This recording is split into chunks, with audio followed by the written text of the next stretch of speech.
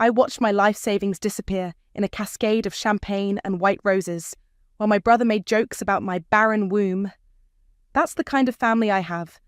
My name is Quinn, and I just spent $60,000 on someone else's wedding. Not by choice. My parents made that decision for me. Money I'd saved for 5 years, working overtime, skipping vacations, living in a shoebox apartment. Money meant for IVF treatments? Gone.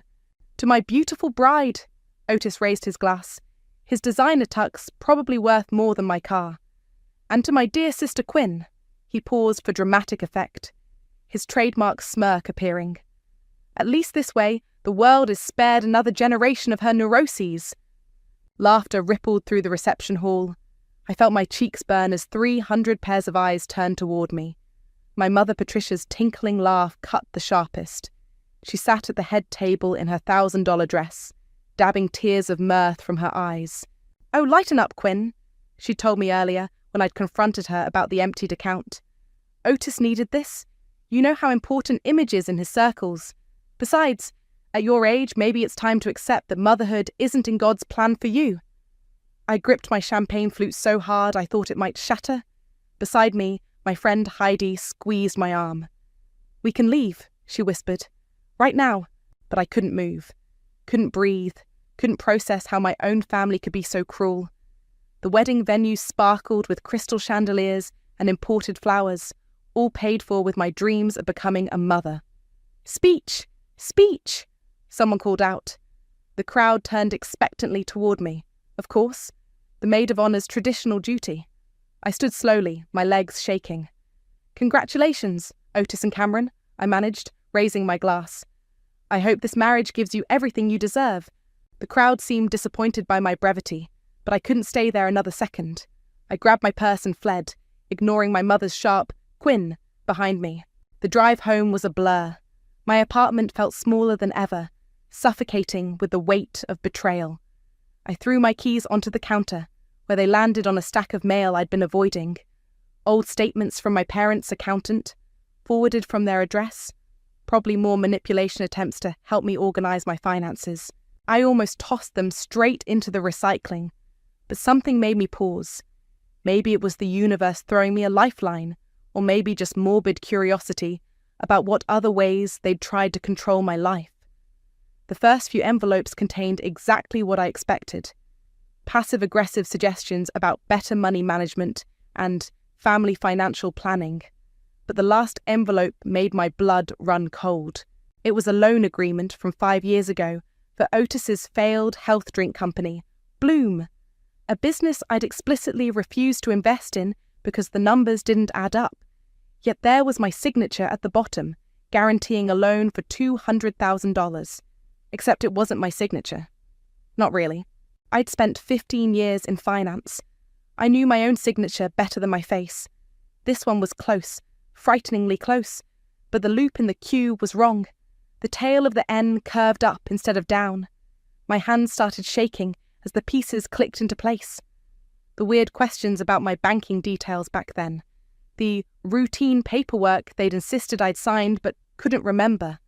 The way they'd stopped asking me to invest in Otis's ventures. They'd forged my signature. My own family had committed fraud in my name. I sank to the floor, the paper crumpling in my grip. Tears burned my eyes, but they weren't sad tears anymore. This was rage, pure, clarifying rage. My phone buzzed. A text from Heidi.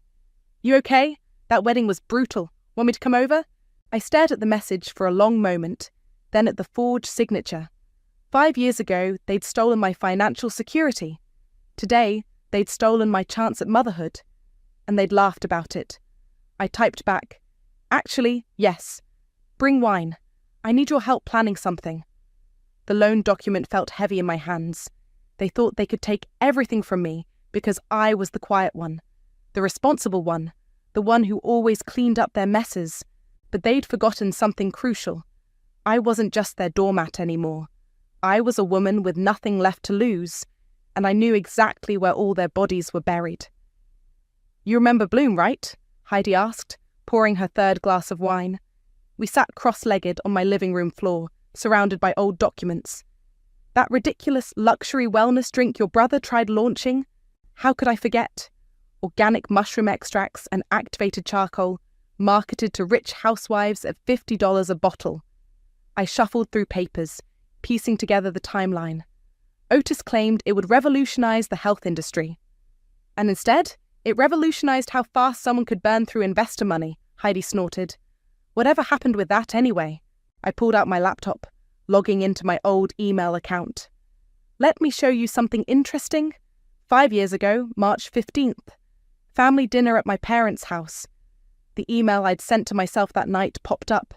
Note to self, refuse to invest in Bloom. Numbers don't add up. Otis angry. Mum says I'm being difficult. Don't let them pressure me. I wrote this right after they first pitched me the investment opportunity. I told them absolutely not. I grabbed the forged loan document. 2 weeks later this happened, but I never knew about it until now. Heidi leaned forward, squinting at the signature. Holy shit, Quinn, that's actually criminal. Want to know the best part? I pulled up my banking app.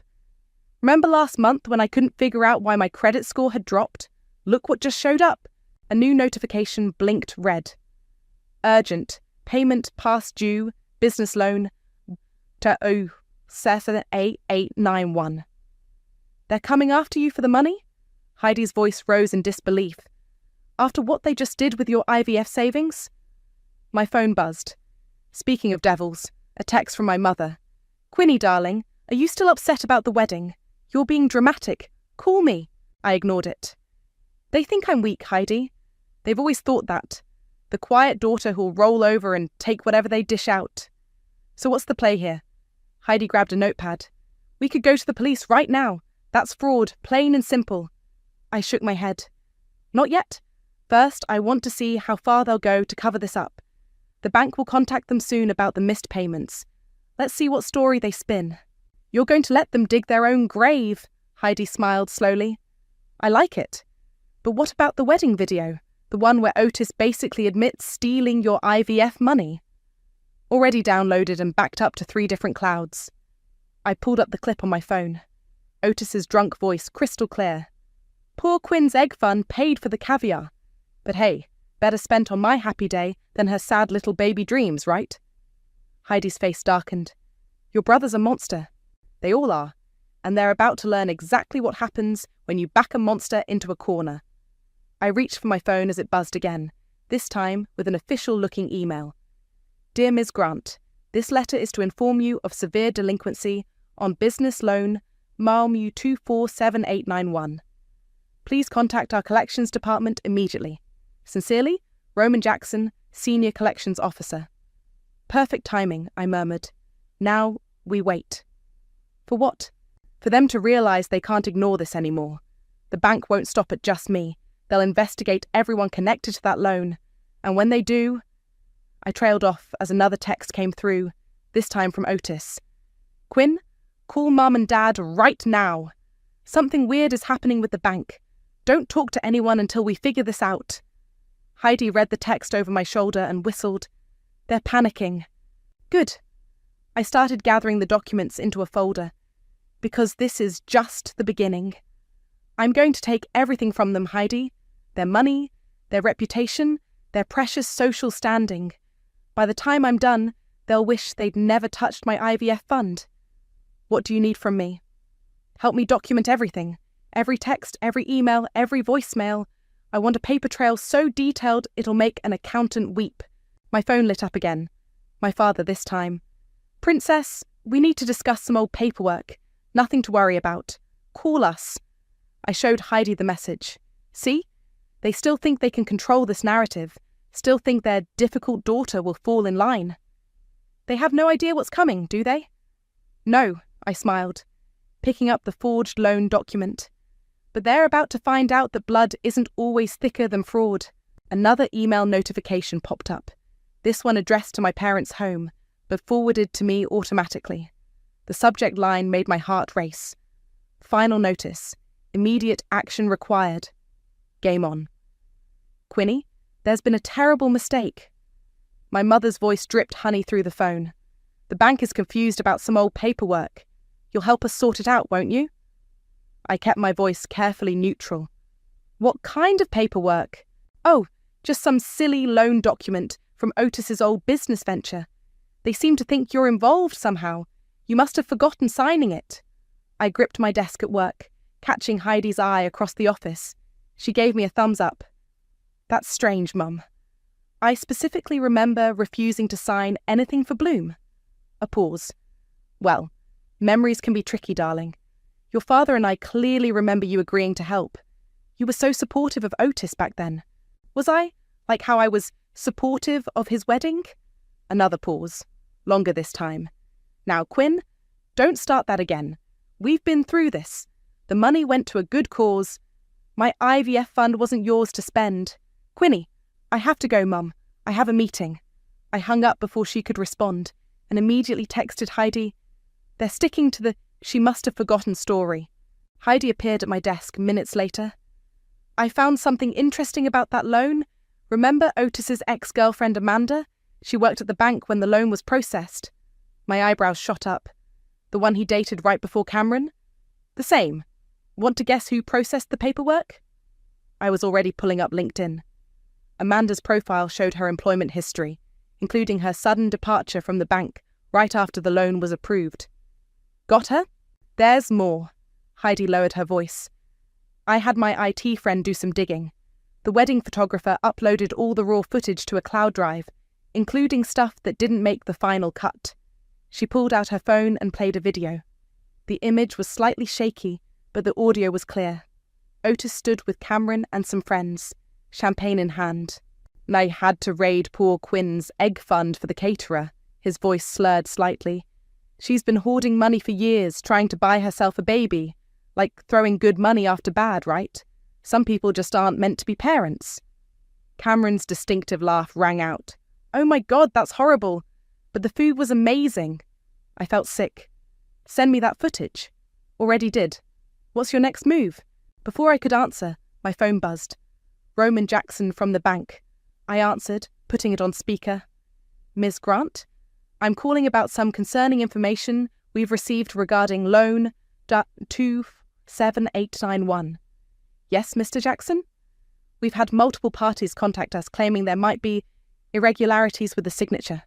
Would you be willing to come in and discuss this? I caught Heidi's eye. Actually, I've been gathering some documentation about that loan myself. When would be a good time to meet? We set up an appointment for the following day. As soon as I hung up, my phone exploded with texts from Otis. What the hell, Quinn? The bank just froze our accounts. Cameron's cards aren't working. Call me now. I showed Heidi the messages. Looks like the bank's taking this seriously. Good. She grinned. Oh, and one more thing. I may have anonymously sent some of that wedding footage to a few of Otis's business partners, the ones who invested in his new startup.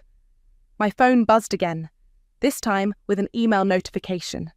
The subject line read, Immediate termination of investment agreement. Heidi, you didn't. I did. Those venture capitalists apparently don't appreciate executives who brag about stealing from their infertile sisters. For the first time since the wedding, I felt a smile tugging at my lips. Mum's going to have a meltdown when she realizes her precious son is losing his investors. Right on cue, my mother's number flashed on my screen. I declined the call and watched as she immediately sent a text. Quinn, please, we need to talk. Your father and I never meant for any of this to happen. We can explain everything. Too late, I muttered, turning my phone face down. 5 years too late. Heidi perched on my desk. You know they're going to show up at your apartment tonight, right? Let them. I've got a nice folder of forged documents ready for them to see, plus a police report I haven't filed yet. The threat of criminal charges should make them squirm. I nodded, pulling up the wedding video one more time. Otis's cruel laughter echoed from my speakers. They thought they could steal my chance at motherhood and humiliate me in front of everyone I know. And now? Now they get to learn what real humiliation feels like. I checked my calendar for tomorrow's bank meeting. One signature at a time. The doorbell rang at exactly 7 p.m. I'd been expecting them. Quinn, open this door right now. My mother's voice carried through the wood. We know you're home. I took my time walking to the door, deliberately letting them stew. When I opened it, they burst in like they owned the place. My mother in her designer outfit, my father looking uncomfortable in his golf clothes, and Otis in a rumpled business suit. "What did you say to the bank?" Otis demanded, his face red. "Do you have any idea what you've done?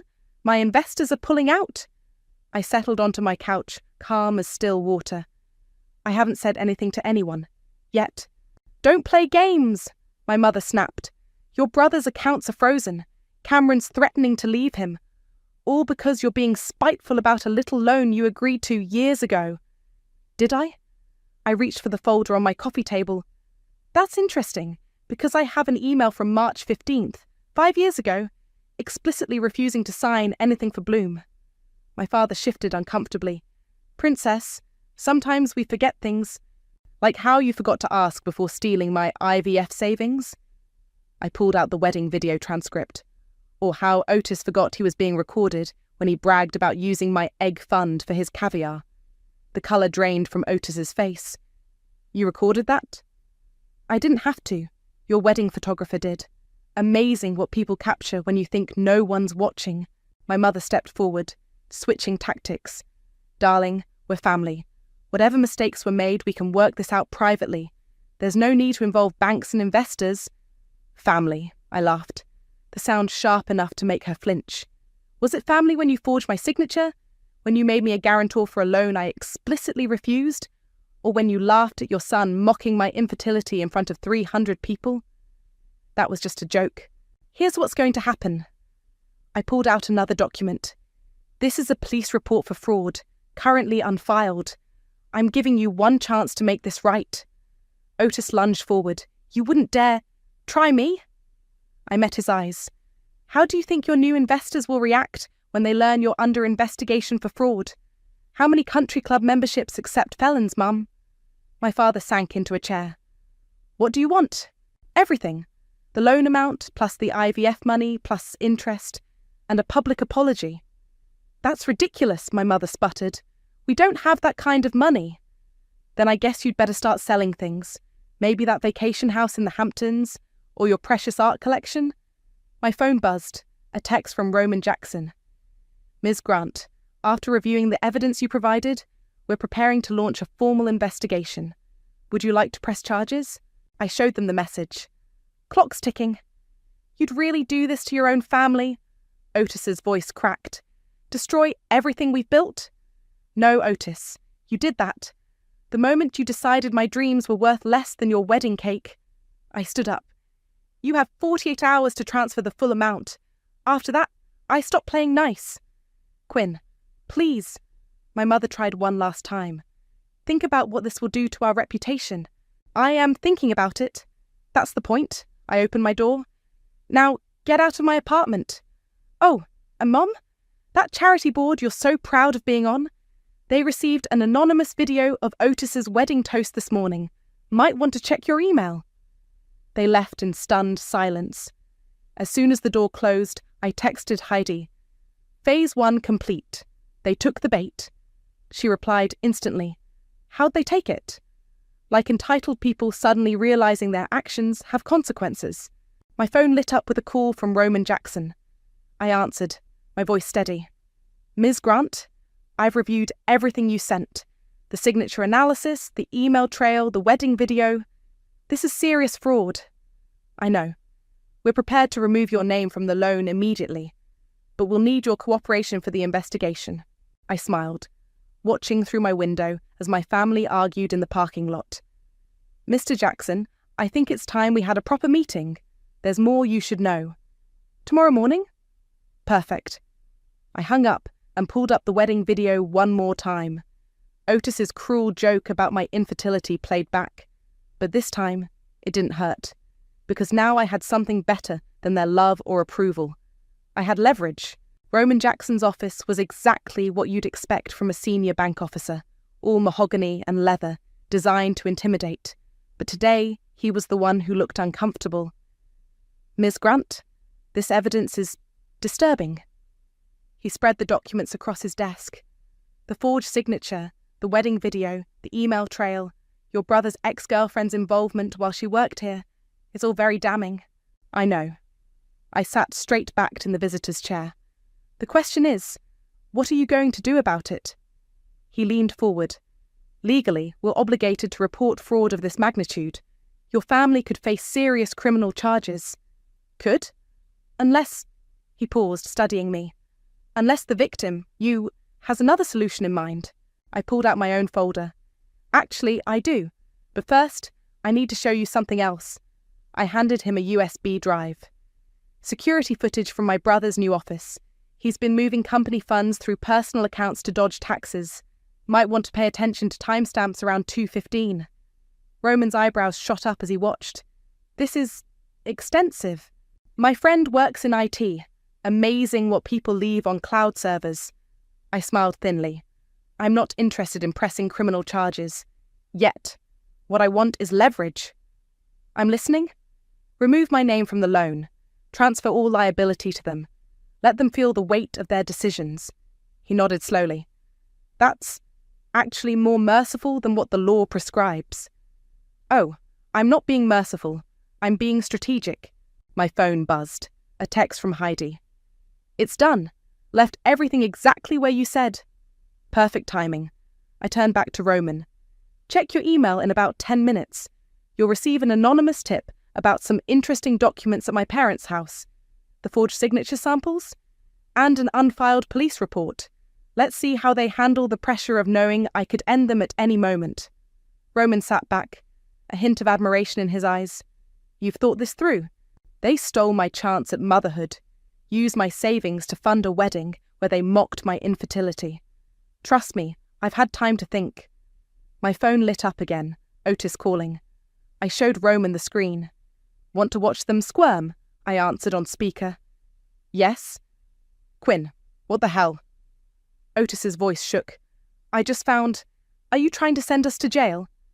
I don't know what you're talking about. The signature samples. The police report. Don't play dumb. Oh, you mean evidence of your fraud?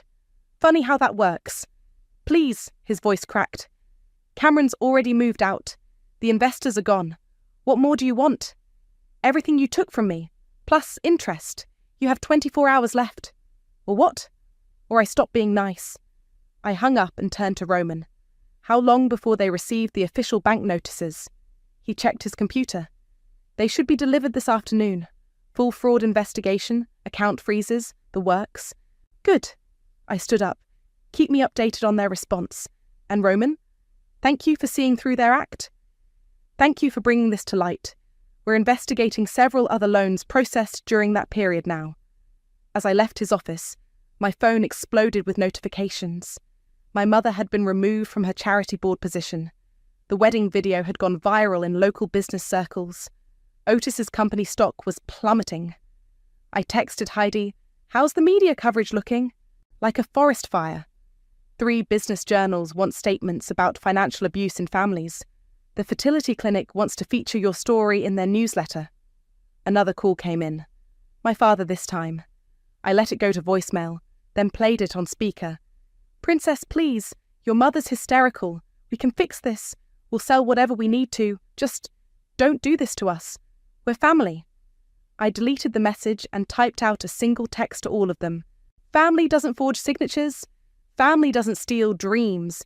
You have 24 hours to transfer everything, or the police get every document I have. Your choice.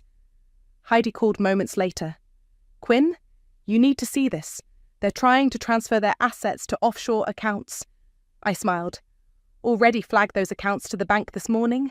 Every move they make just digs their hole deeper. You really thought of everything, didn't you? They taught me well.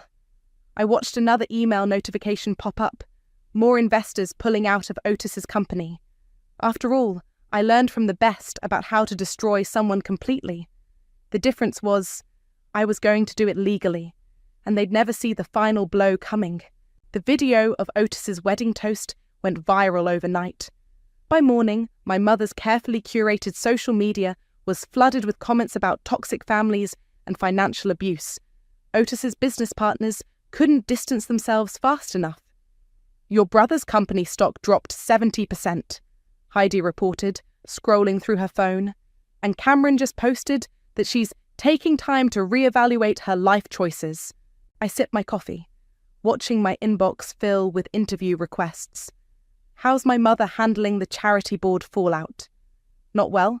She tried to spin it as a family misunderstanding, but then someone leaked the loan documents. She's been asked to resign from 3 more organizations. My phone buzzed. Cameron calling. That was unexpected. Quinn? Can we meet? Alone? Her voice sounded different, stripped of its usual smugness. There's something you should know.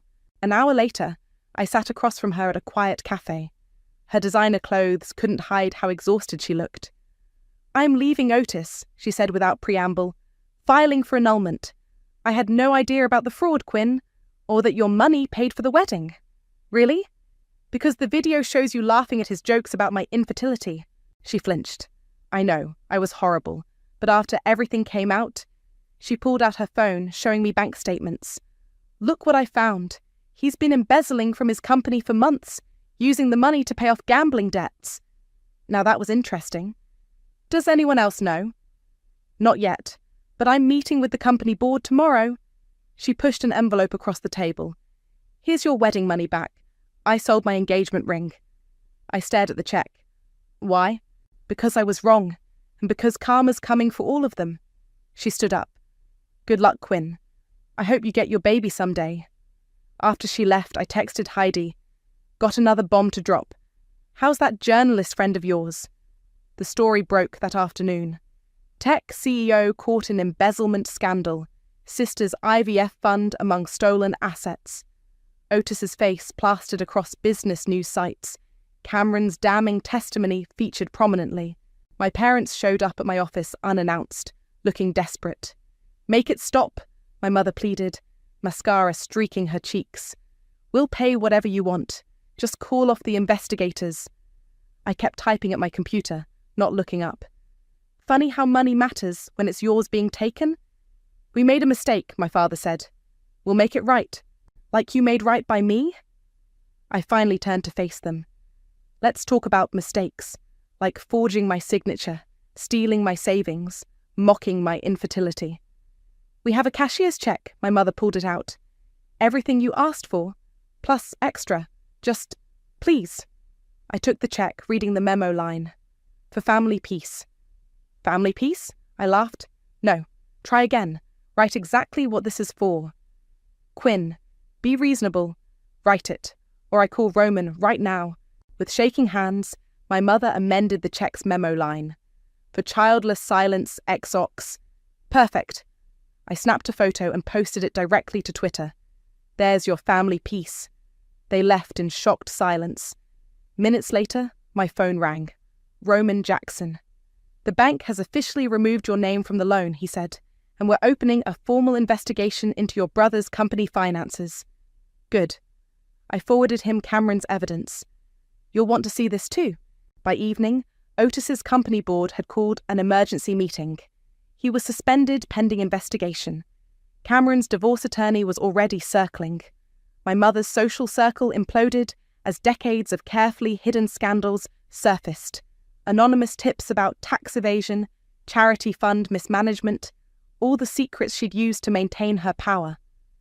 You're destroying them, Heidi observed as we watched the news coverage. No, I corrected her.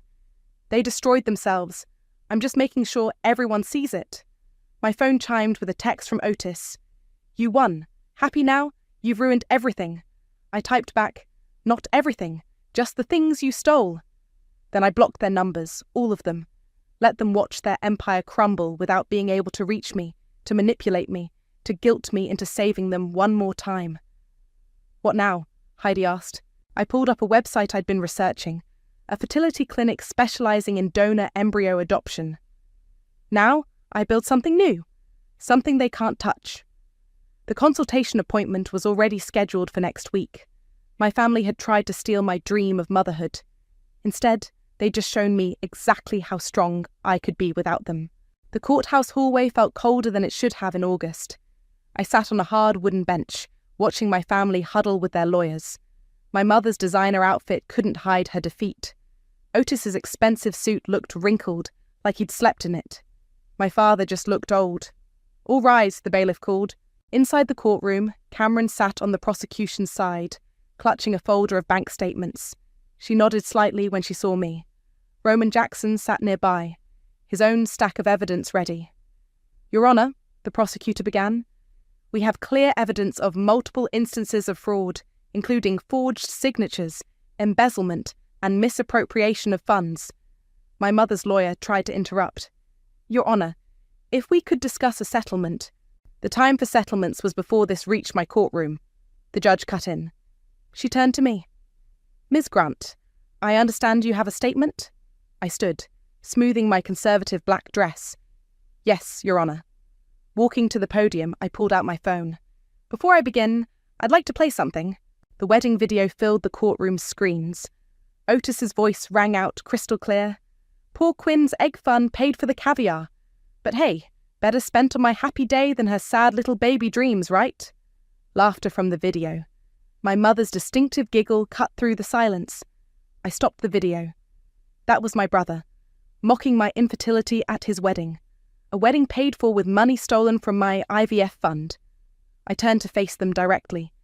But that was just the latest theft. Pulling out the forged loan document, I continued. 5 years ago, they forged my signature to secure a business loan. When that business failed, they tried to saddle me with the debt. When I discovered the fraud, they tried to guilt me into silence. Because that's what family does, right? My mother wiped away tears. Fake ones, I was sure. But this isn't about money anymore. This is about women being robbed of their choices by the very people who should protect them. About mothers who destroy their daughters' chance at motherhood. About brothers who treat infertility as a punchline. The judge leaned forward. And what outcome are you seeking today? Justice, Your Honour, not revenge, just consequences for their actions. Cameron stepped up next, detailing Otis's embezzlement. Roman presented the bank's evidence of fraud. My parents' lawyer looked increasingly desperate. Your Honour, my mother suddenly burst out, we're family. We can work this out privately. Mrs. Grant. The judge's voice cracked like a whip. Family status does not exempt you from the law. The verdict came swiftly. Otis. Guilty of fraud and embezzlement. 2 years probation, hefty fines, community service. My parents, guilty of fraud and financial abuse. Probation, mandatory restitution, community service. But the real punishment was in the details. They were ordered to repay every penny they'd stolen, plus interest. Their assets would be monitored. Their reputations, already in tatters, would never recover. Outside the courthouse, Otis caught up to me. You destroyed this family, he snarled. I turned slowly. No, Otis. You did that the moment you made my womb a punchline. Quinn, please. My mother tried one last time. We can still fix this. Fix what? My trust? My faith in family? Or just your reputation? My father stepped forward. Princess, don't. I held up my hand. You don't get to call me that anymore. You don't get to call me anything. Heidi appeared at my side, along with Roman. A wall of protection I hadn't asked for but desperately appreciated. It's over, I said simply. You're not my family anymore. You're just people who share my DNA, and that's not enough. What about forgiveness? My mother pleaded. Some things can't be forgiven. Some wounds don't heal. I turned away. Goodbye. Walking down those courthouse steps, I felt lighter than I had in years. My phone buzzed. An email from the fertility clinic confirming my consultation. You okay? Heidi asked softly. Better than okay. I showed her the email. I'm starting over, building my own family. Without them? Without them. I looked back at the courthouse where my former family stood defeated. Some people think blood is everything, but they're wrong. Roman touched my shoulder. The bank's fraud department would like to offer you a position, by the way. We could use someone with your attention to detail. I smiled. I'll think about it. The sun felt warm on my face as we walked away. Behind me, I could hear my mother crying, Otis arguing with his lawyer, my father's heavy silence. But for the first time in my life, their drama wasn't my problem. I had a different future to build. Are you sure about this? Heidi asked, helping me unpack boxes in my new house. It wasn't huge, but it had a yard and a room painted soft yellow, perfect for a nursery. More sure than I've ever been. I pulled out a framed photo from my fertility support group. Besides, I'm not doing this alone anymore. My phone buzzed with a video call from Jake, a single dad I'd met in the group. His toddler daughter's face filled the screen. Chocolate ice cream smeared across her cheeks. "Say hi to Quinn," Jake prompted. "Hi, Quinn." Sophie waved sticky fingers at the camera.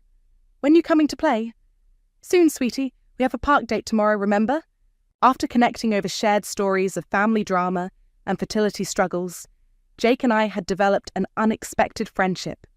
When he mentioned wanting a sibling for Sophie, but struggling as a single parent, something clicked. We weren't looking for romance. We were looking for partnership, for family built on choice rather than obligation. The doorbell rang. Roman Jackson stood outside, holding a thick envelope. "Thought you'd want to see this in person," he said, stepping inside. "The final paperwork from the bank's investigation. Your name is officially cleared, and we've identified 3 other cases of similar fraud from when your brother's ex worked there." "Any word on my family?" "Your brother's working at a warehouse on the outskirts of town. Your parents sold their house, downgraded significantly. Your mother's been volunteering at a women's shelter as part of her community service." I raised an eyebrow. "Bet she loves that." "Actually," Roman shuffled through some papers, "her supervisor says she's been surprisingly dedicated, especially with financial abuse cases." "Karma's funny that way," Heidi commented. My phone chimed with an email notification from the fertility clinic. I opened it with trembling fingers. "The donor embryo transfer is scheduled," I breathed. "Next month." "You ready?" Heidi squeezed my hand. "More than ready. Jake's coming with me for support. We've already worked out the co-parenting agreement if it takes." Roman smiled. "You've built something remarkable here, Quinn, from the ashes of what they destroyed." Speaking of building, I pulled out a business card. I've been consulting with other fraud victims, helping them recognize the signs, gather evidence. Turns out my experience has value. "The bank's offer still stands," Roman reminded me. "Head of our new family fraud prevention unit." "I know, I'm accepting." I looked around my new home, at the life I was choosing. But on my terms this time. The doorbell rang again. Jake and Sophie bounded in, bringing the chaos of toddler energy and take-out dinner. "We brought celebration food," Sophie announced, holding up a bag. "Daddy says you got good news." "The best news," I scooped her up, breathing in her baby shampoo scent. "Want to help me set up the yellow room?" "Is that where the baby will sleep? When I get a brother or sister?" "Maybe. We'll see what happens." As Sophie dragged Jake upstairs to inspect the room, Heidi helped unpack the food. "You know," she said quietly, "this is better than revenge. You didn't just survive them. You're thriving without them." My phone buzzed one last time. A text from Cameron. "Thought you should know. Your mother's been sharing your story at the shelter, teaching women to protect themselves from financial abuse. Maybe something good came from all this, after all." I showed Heidi the message. "Redemption comes in strange ways." "Are you ever going to forgive them?" "No," I said honestly, "but I'm going to build something better than forgiveness. I'm going to build a family that doesn't need it." Sophie's laughter echoed from upstairs, followed by Jake's playful roar. Roman was sorting through takeout containers while Heidi arranged furniture. Through the window, I could see my new neighbours waving as they walked their dog. This was my family now. Not bound by blood or obligation, but by choice and love and second chances. My hand rested on my stomach, imagining the possibility growing there next month. The future I'd fought for, won back, rebuilt from scratch. "Quinn!" Sophie called from upstairs. "Come see, we found the perfect spot for the crib." I headed up the stairs, leaving behind the weight of my old family's expectations. They'd tried to steal my dreams of motherhood, but they'd failed. Because family isn't who shares your blood. It's who helps you build something beautiful from the broken pieces. And my new family? We were just getting started. "Coming, sweetie," I called back, stepping into the yellow room filled with possibility. "Show me everything."